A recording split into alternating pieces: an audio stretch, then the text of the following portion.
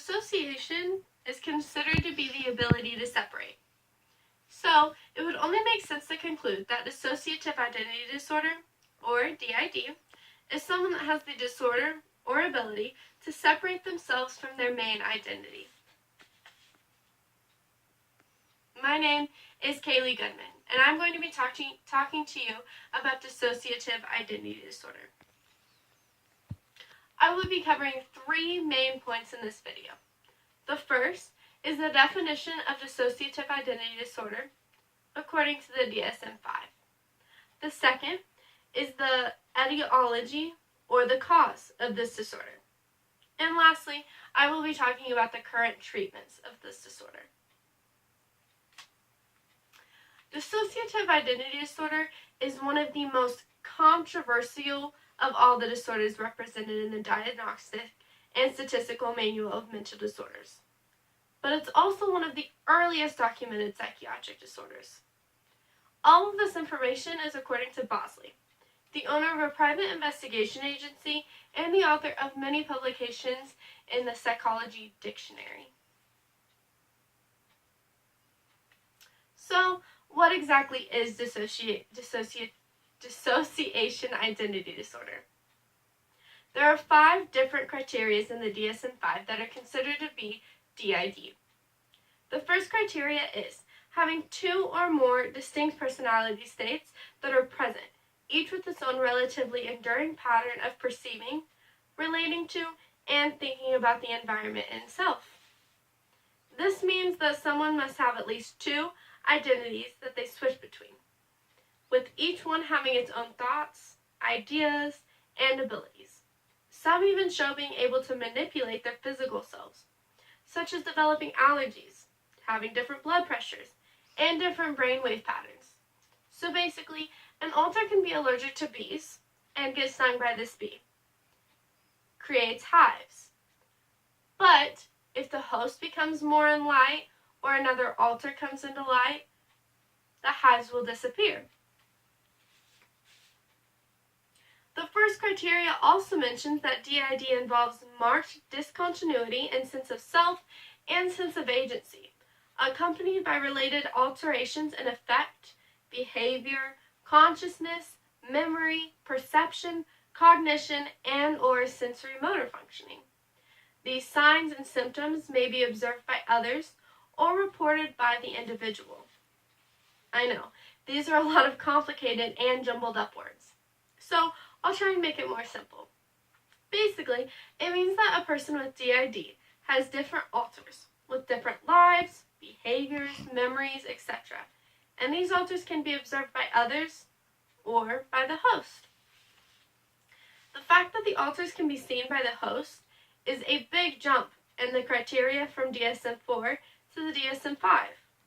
In DSM-4, someone's alternates had to be seen by others to be diagnosed. So I'm sure you're wondering, what is an alter and what is a host? All of this information I accumulated from some video diaries that a lovely girl named Jessica Mayer talks about on her YouTube blog. It's called MultiplicityAndMe. I will provide the link of her channel below if you would like more information. So basically, she talks about alters being fragments of the mind. There can be 2 up to hundreds of alters within a single person. These alters are an extreme coping mechanism. So the alters are created to be sort of a helping along. They take care of the trauma so that the host doesn't have to.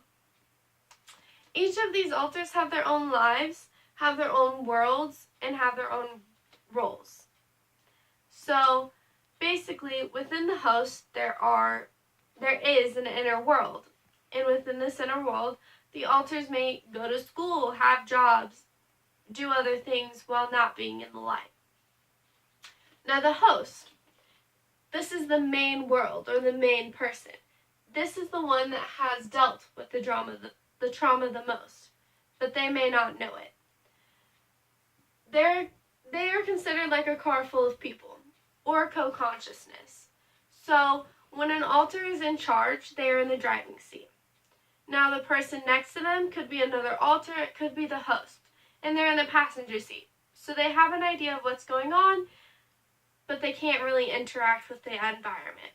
This is co-consciousness. Now everyone else in the trunk of the car or in the back seats of the car has no idea what's going on. It's like a blackout. Criteria 3 and 4, criteria 2 states that the person must experience recurrent gaps in the recall of everyday events, important personal information, and or traumatic events that are inconsistent with forgetting. So I mentioned that the person may have blackouts. These are the recurrent gaps, and it's actually called dissociative amnesia. But these blackouts could last hours, could last months, could last years. So it's more than just forgetting about your homework or where you put your phone. When an alter comes out, the other alters of the host may have no idea what has happened while the alter is out. Now the third and fourth criteria basically say that the condition must cause distress to the host and that the symptoms are not part of cultural or religious practices. That includes imaginary friends for children. The fifth criteria states that the person must not be able to connect the condition to drugs or other medical conditions. So blackouts from drinking too much alcohol or having a brain tumor and having those blackouts is not considered dissociative identity disorder. Now that we know how to classify DID according to the DSM-5, what causes it? Well, Spira states that it is caused by severe ongoing abuse. Now, this abuse can be physical, emotional, but most of the time it's sexual abuse. Another factor is that these people have a natural tendency to dissociate. So that means they easily absorb information and imagery. So they are very easily put under hypnosis. One of the most important factors is that the child has no other person to count on.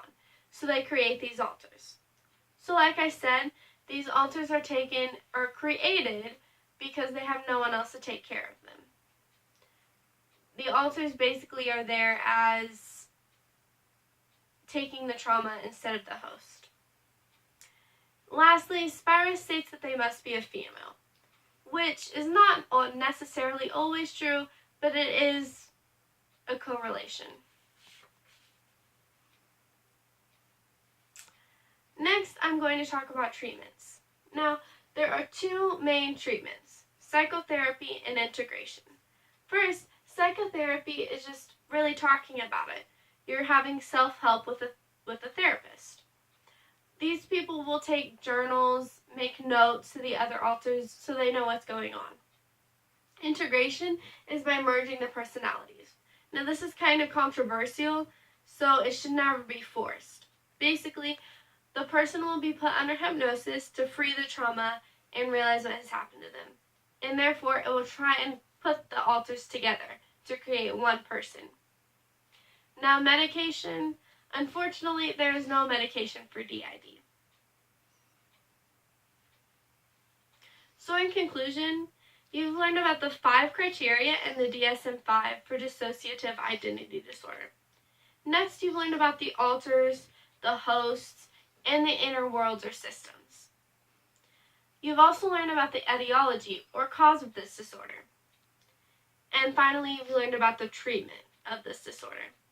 So I want to leave you with this. You cannot judge anyone until you've walked in their shoes. Maybe you can't even when there are multiple pairs of shoes. Thank you.